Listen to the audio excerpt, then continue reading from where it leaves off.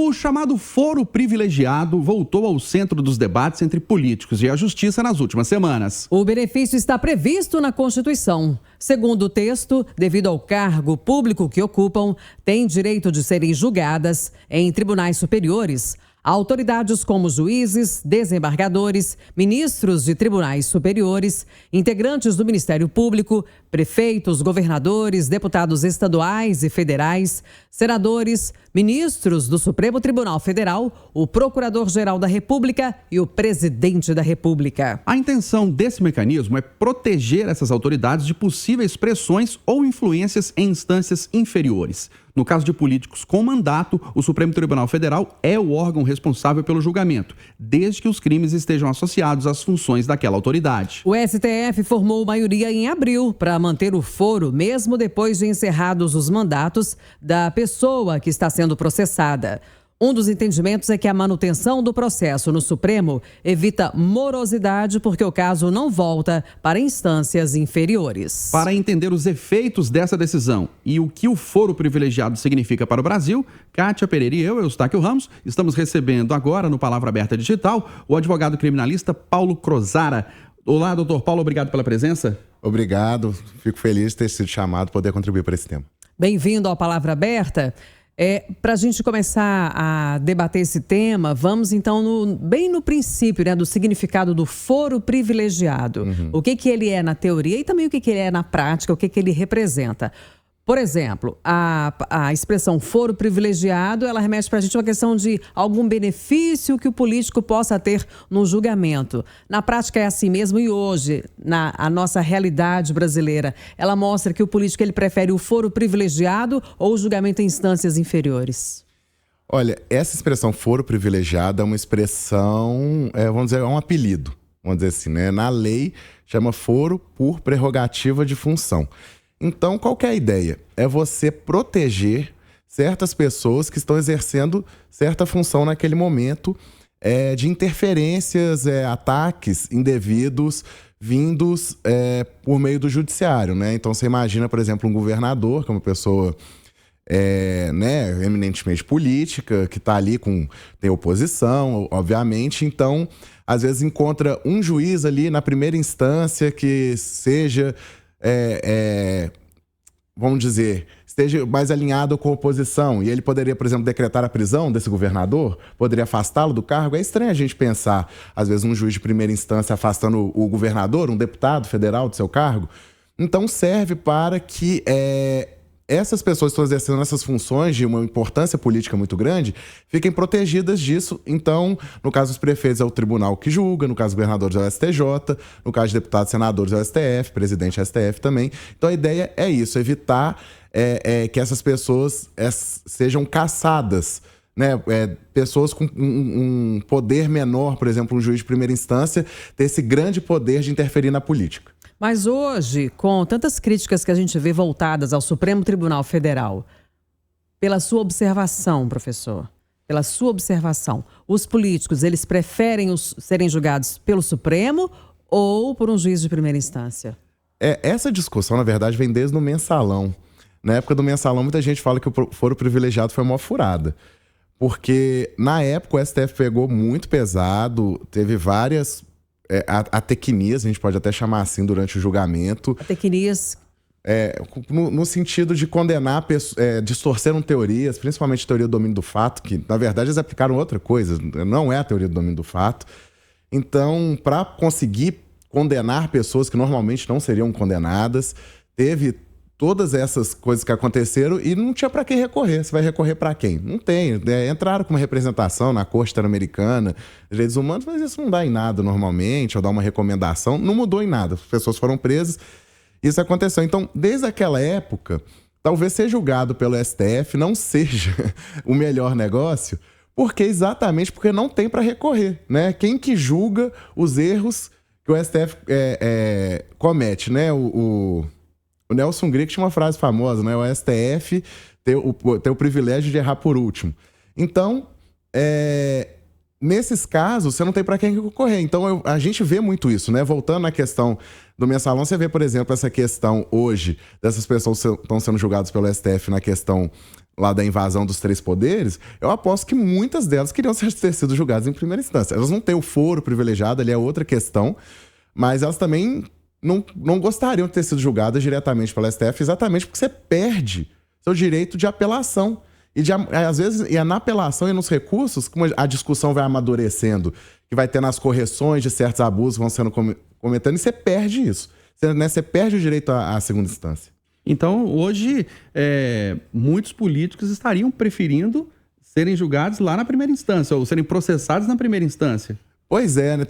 Parece que eles estão tramitando agora uma PEC exatamente para mudar isso e saírem do STF, né? Isso mostra o que eu estava falando antes, que eles estão querendo sair do STF. Eu não sei se eles gostariam de chegar na primeira instância, que também talvez não seja o melhor negócio, mas chegar no meio termo ali no Tribunal de Justiça, no STJ, talvez seja melhor para eles, exatamente para ter essa possibilidade de recorrer. Agora, o que motiva o debate neste momento, a votação no Supremo Tribunal Federal, para que, mesmo depois de encerrados os mandatos da pessoa, ela continue sendo processada? O que está por trás disso? Processada em instância superior, né? Tendo o foro privilegiado. Essa discussão do foro privilegiado, ela nos remete, acho que desde a Constituição. Desde 88, que foi estabelecido esse foro. Vai e volta essa discussão, já foi extremamente amplo, que era, se a pessoa está na função, qualquer crime que ela for processada vai respeitar o foro por prerrogativo de função, seja no Tribunal de Justiça, o STJ ou o STF. Aí restringiram, aí o STF começou a atacar isso, aqui e ali, vai tirando foro, até que chegou. Não, é só enquanto a pessoa estiver no cargo e no crime em razão do cargo. Só que o que me parece, e é um sentimento não só meu, mas de outras pessoas também, meus pares. Nos meios jurídicos. Nos meios jurídicos, que é que o STF parece que ele se viu perdendo muita importância e muito poder. Porque ele restringiu tanto o foro que ele começou a não julgar mais os políticos. E isso tira poder do STF. Que a gente vê que o STF usa muito hoje, né, a questão criminal como um controle, uma força política deles. Então eles restringiram tanto que muita gente que seria julgado por eles começou a sair do tribunal e ser julgado em outros lugares. E eles começaram então a fazer o caminho inverso, criar jurisprudências que foram trazendo de novo esse foro para eles, que está culminando agora nessa, que é enquanto se foi em razão do cargo, fixou a competência com eles. Então, isso é bom em certa medida, porque precisa de uma regra mais clara para evitar um ping-pong, né? Vai para a primeira instância, volta para o STF, vai para o STJ.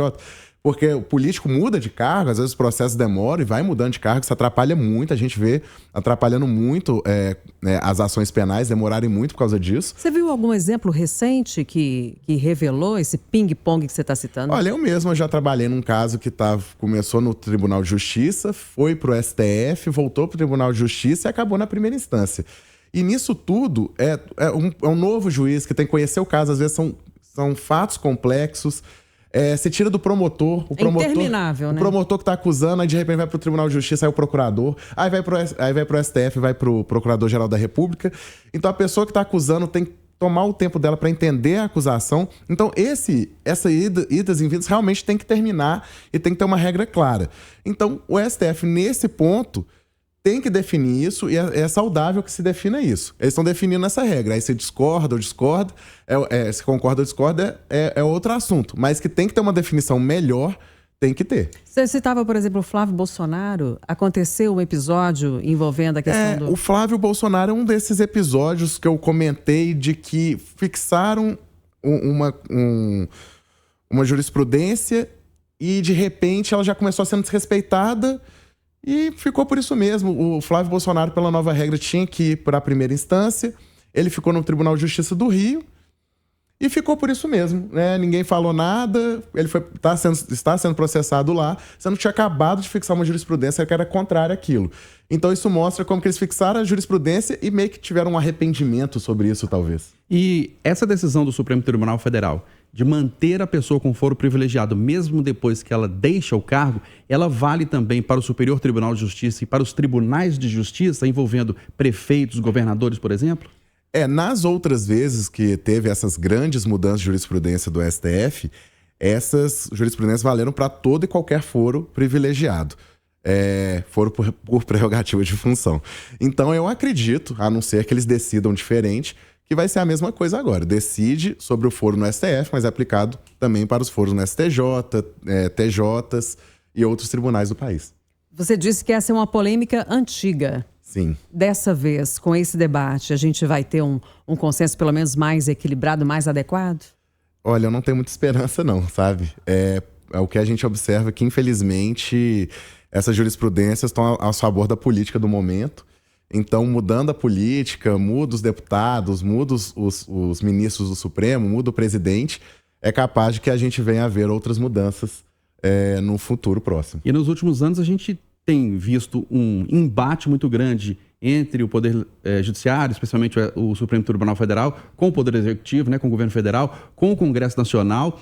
Essa decisão do STF agora de abril é mais um capítulo disso ou é um fato à parte? Não, com certeza, né? Como eu mencionei antes, eles viram que eles estavam perdendo poder, porque a partir do momento que qualquer deputado federal, qualquer senador, ou presidente, ou PGR, são processados criminalmente, alguém entra com uma notícia crime contra eles, isso cai no colo de um ministro do Supremo e eles que decidem se vai para frente ou não, é um poder muito grande. Então, é uma decisão que é jurídica, mas tem um pano de fundo político que não pode ser ignorado. Nós estamos encerrando o Palavra Aberta Digital. Recebemos Paulo Crozara, que é advogado criminalista, explicando para a gente, avaliando e interpretando o foro privilegiado. Obrigada pela presença. Até a próxima. Eu que agradeço e fico à disposição para mais esclarecimentos. Foi um prazer recebê-lo, doutor.